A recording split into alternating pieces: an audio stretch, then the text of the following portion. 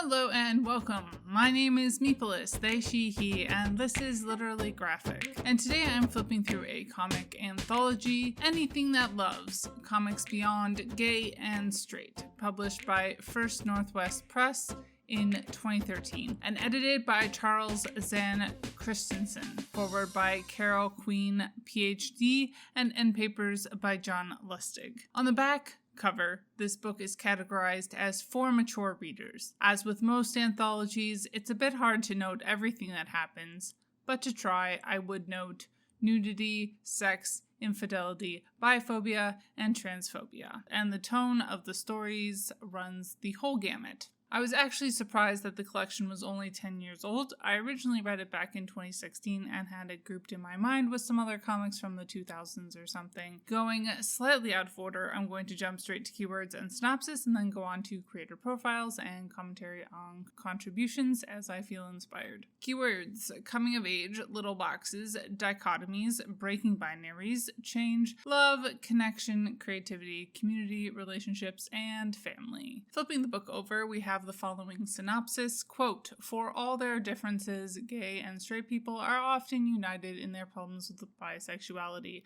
People who follow their hearts wherever they lead, regardless of gender, are still usually met with disbelief and suspicion. From confessional personal accounts to erotic flights of fancy to undersea identity politics, this collection of comics invites the reader to step outside of the categories and explore the wild and wonderful uncharted territories between gay and straight." End quote. As with almost all anthology collections, things were a bit of a mixed bag. Overall, I would say the art styles were diverse, but all good or above average. Some stories I liked, some less so. Some stories I thought were a bit unnecessary, but may connect better with others. That said, the thing that I keep going back and forth on the most is the use of the term bisexual in the synopsis. On the one hand, sure, most of the included stories feature bi or pansexuality in one way or another. But then you have random stories that don't. Why are they there? Because the anthology is actually about how so many people like to put other people into very small boxes when it comes to sexuality and sometimes gender, which the title does a better job of encapsulating. Although, as some other reviewers have pointed out, still approaches the realm of beyond from a fairly monosexual and on a slightly different note, often monogamist perspective. This very scattered hit and miss hodgepodge of packaging continues when the back of the book they replace beyond with between. Why confine this book to being between so-called straight and gay when you already defined it as beyond? It's like trying to say that non-binary people are between men and women.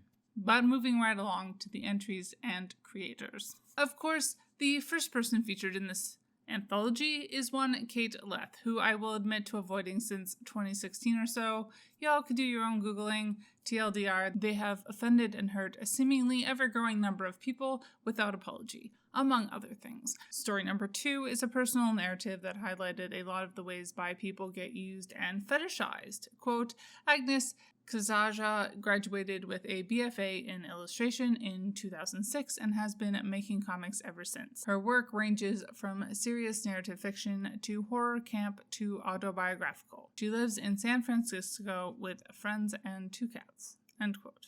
Next up, we had a very concise and colorful one-pager by Marion Naomi, who, according to Wikipedia, quote, is an American graphic artist and cartoonist who often publishes autobiographical comics and is also well known for creating 3 online databases of underrepresented cartoonists, end quote.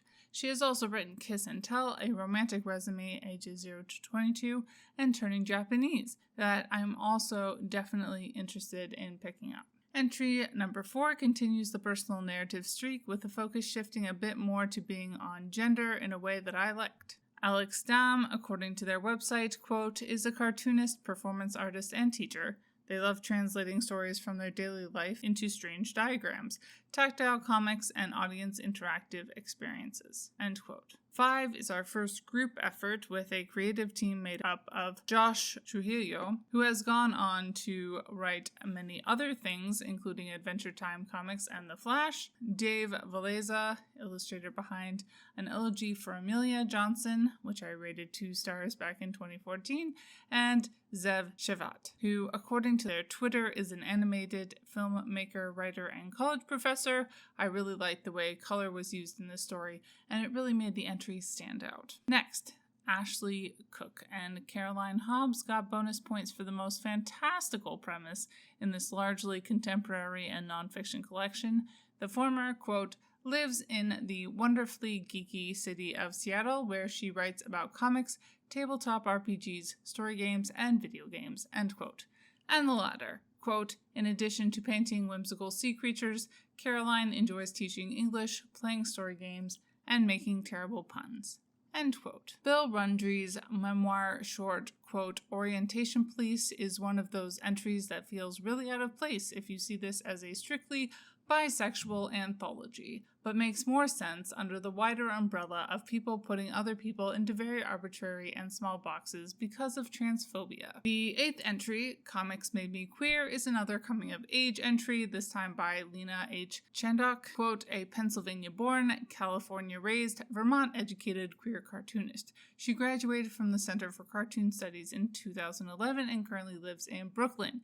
She would like to draw things for you, end quote. Then we get one of 2 shorts from Sam Saturday, who, according to his profile on Prism Comics, quote, was born in Virginia, raised and educated in Florida, and later drove to California all by himself. As a child, he was highly influenced by The Muppet Show, Leisure Suit Larry games, musicals, and nonsense poetry, end quote. Entries 10 and 11 are both by Ellen Forney. Check out my review of Rocksteady, Brilliant Advice for My Bipolar Life, and look forward to my reread and review of Marbles, Mania, Depression, Michelangelo, and Me.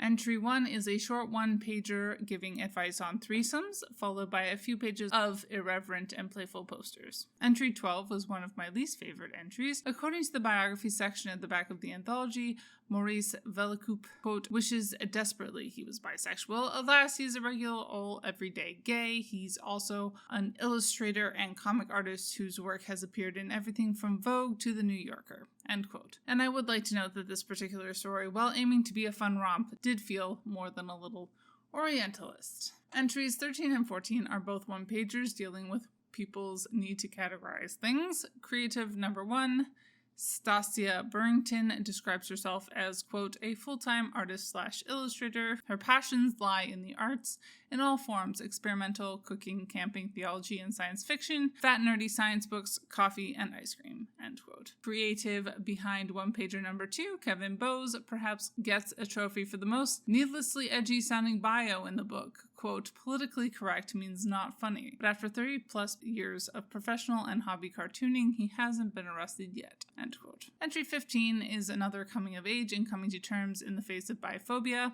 this time by Erica Moan, Oh Joy's Sex Toy, her 18-plus webcomic that this Seattle artist has been running since 2013. Next up, another coming of age fictional, I think at this time, and by Adam Pruitt, who describes himself in the bio section as, quote, letters and colors comics for other people. Sometimes he also writes and draws for the mini comics anthology series Gosh is Dead, the latest issue of which is super late, end quote.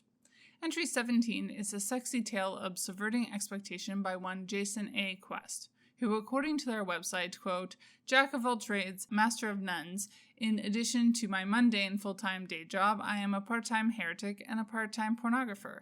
I write, I draw, I color, and I letter, sometimes even getting paid for it, end quote. We cross the border into Canada in entry 18 by Leanne Franson. She's bilingual in French and English, and besides writing semi-autobiographical stories about the bi-dyke Liliane, she has also apparently illustrated a picture book entitled Goodnight Cheeses. And to be completely honest, I'm not sure what exactly to make of the end of entry 19 by Jason Thompson, who apparently also did a graphic novel interpretation of H.P. Lovecraft's Dream Quest of Unknown Kideth and other stories.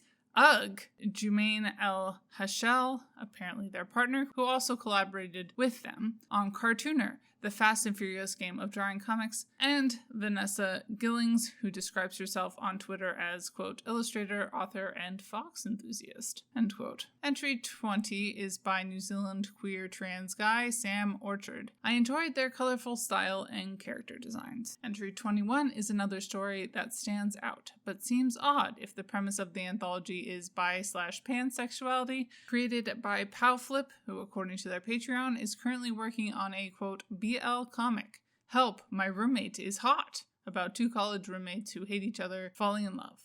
End quote. Moving right along, apparently I've read another title by Dutch cartoonist Marguerite de Heer, namely Religion, a Discovery in Comics, 3 out of 5 stars. Entry 22 seems to be part of her ongoing comic strip, Minnie. Up next, we have a date with a prison warden where our main character is too distracted by the warden's roommate's new puppy for the relationship to last. Another entry by Mary Nomi, who we have already discussed. Sam Saturday pops up again, this time for 3 pages. Entry 25 is by Nick Leonard, who is both a creator of comics and a comic apparently. Another coming of age and finding your own niche story. Bedfellows, a bold Riley story by Lee Weavington, is another one of the few entries that veered away from contemporary.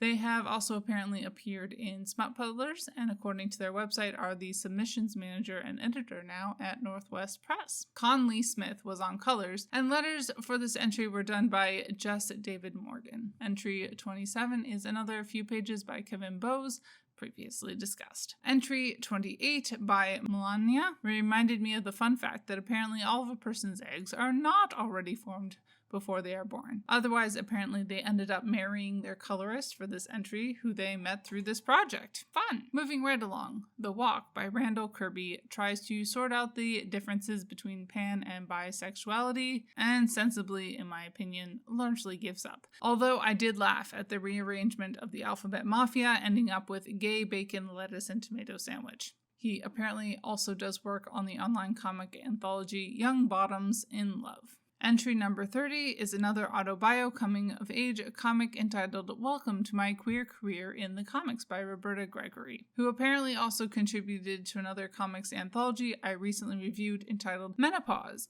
a Comic Treatment, where her character Bitchy Bitch makes another appearance, if I remember correctly. Next up, in entry 31, we have another group project, this time put together by Steve Orlando, who at this point had also written for Vertigo, Image Comics, and 215 Inc., with pencils and ink by Walter Rodriguez and colors by Victor Oka. Much like the next entry, both the stories about...